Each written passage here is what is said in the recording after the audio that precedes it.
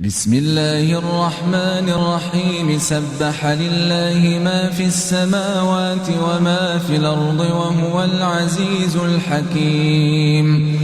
هو الذي أخرج الذين كفروا من أهل الكتاب من ديارهم لأول الحشر ما ظننتم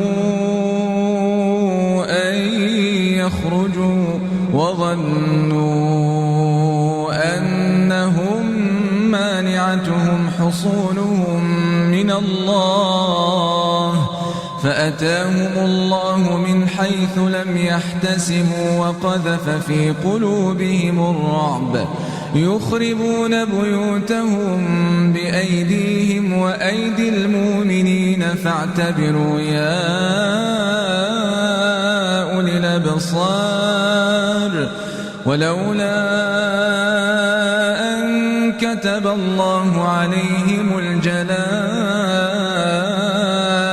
لعذبهم في الدنيا ولهم في الآخرة عذاب النار ذلك بأنهم شاقوا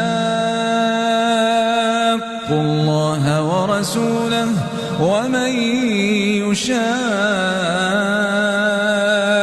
الله فإن الله شديد العقاب.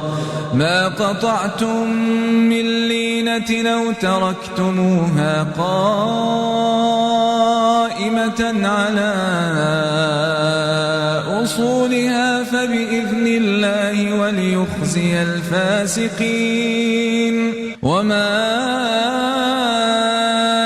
أفاء الله على رسوله منهم فما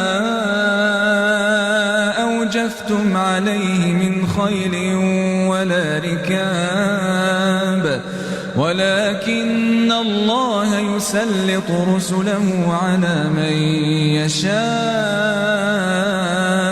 والله على كل شيء قدير. ما أفاء الله على رسوله من أهل القرى فلله وللرسول ولذي القربى واليتامى والمساكين وابن السبيل كي لا يكون دولة بين الأغنياء منكم. وما آتاكم الرسول فخذوه وما نهاكم عنه فانتهوا واتقوا الله إن الله شديد العقاب.